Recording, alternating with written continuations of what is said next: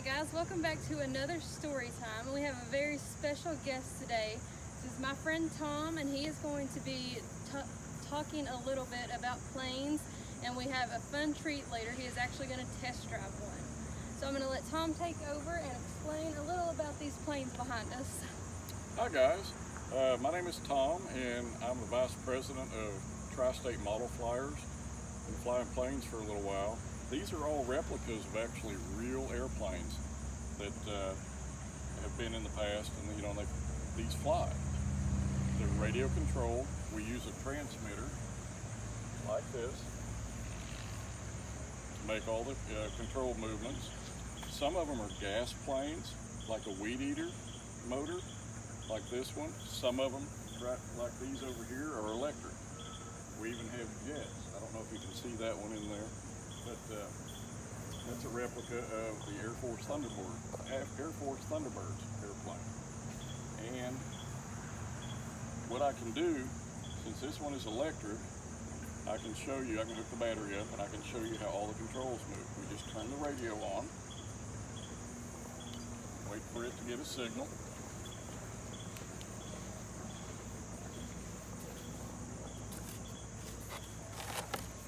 And this is the type of battery that these electric airplanes use.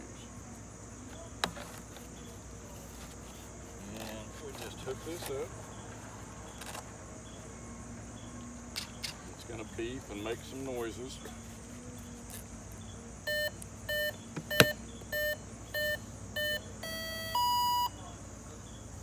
And if you can see, all these control surfaces move just like the real airplane. These are called ailerons. In the back is an elevator that makes it go up and down, and also the rudder in the back that makes it go side to side in the air. This one also has flaps in the middle of the main wing, and that's to slow it down so you can fly it very, very slow. Plus it has some really cool blinking lights on it, and the throttle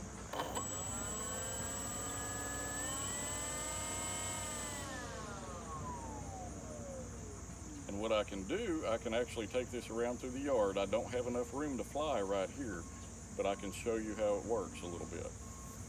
So what I'm going to do is turn it around. I'm going to take it up that direction. These go really fast. They can go up to 70 miles an hour. That's as fast as you drive on the highway.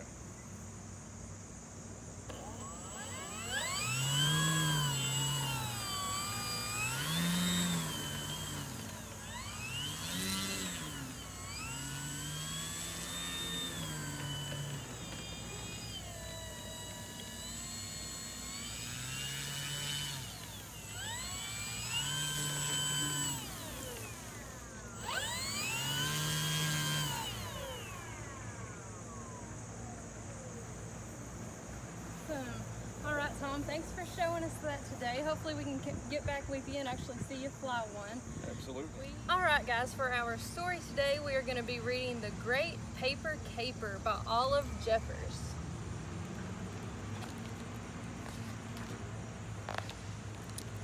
There was a time in the forest when everything was not as it should have been.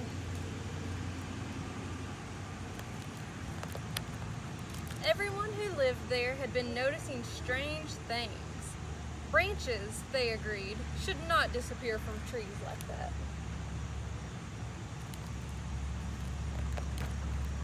Someone, they agreed again, must be stealing them, and they each in turn blamed the other.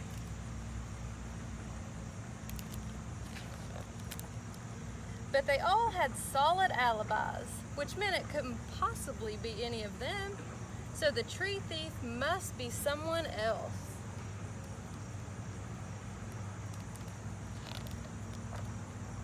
It was all very mysterious indeed.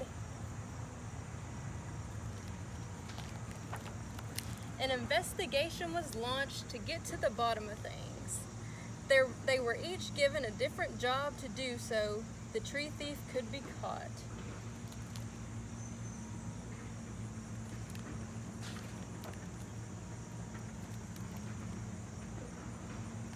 And this little flyer here says the 112th Biennial Paper Airplane Competition.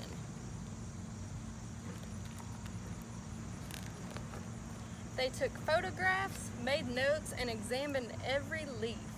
But no matter how hard they investigated, no clues could be found. Do you all have any idea what's happening to the trees? He's making paper airplanes, isn't he? So he's chopping down the trees to make paper for his paper airplanes. Then an eyewitness report led them to some evidence that had blown in not far away, and it had a bear's paw prints all over it.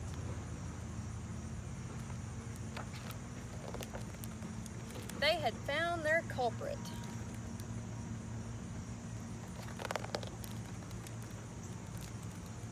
He's got a big machine to take care of all the trees. He's got his plans for his paper airplane. Then they bring him into the police station. The bear was brought in to have his picture taken and to appear with other suspects, and was kept late into the night to answer questions.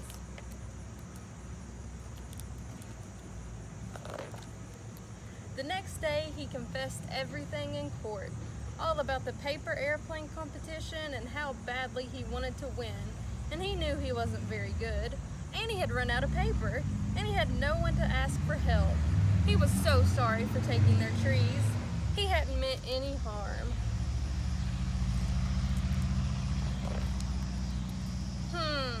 Well, alright, they all thought, but he'd have to make it up to them by replacing the trees. In a paper airplane competition? That sounded interesting indeed. The bear kept his word and made it up to them, and as the others helped him gather up the old paper planes, they had an idea. They put them all together and made a new one. That is a giant paper plane, isn't it? The end. Alright guys, so we are going to be making our own paper airplanes today. Before we do that, we're going to go and see what all comes in our grab bag this week. So you are going to get a color by number plane, a song sheet, and our letter of this week is the letter E. Letter E for elephant. And after you color and cut and paste your elephant, it should look like that. There's your elephant. Alright guys, so for our paper airplanes, there are many, many, many different ways to do it. I'm just going to make one real quick. I'm going to fold my paper in half, hot dog style. Okay, and then I'm going to take each side in the front and fold it down.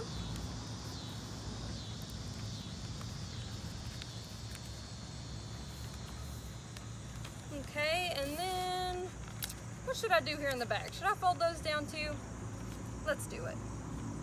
Let's just make a crazy design and see if it flies.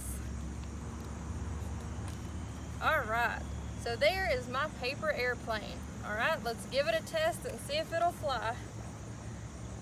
Throw it this way. Oh, it didn't go so good. But I would love to see your all's paper airplanes if you make them, and if you decide to test them out and fly them, be sure to send in your videos. I'll see you all next week. Alright guys, we have Tom and Jonathan here.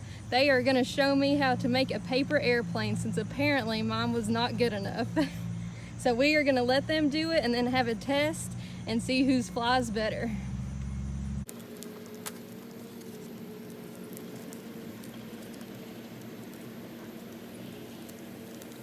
Alright, it looks like Tom has finished his. He ended up with a real small one. And Jonathan has finished his. Would you all like to describe your planes a little bit? Mine is long and sleek. That's about it, really. Alright.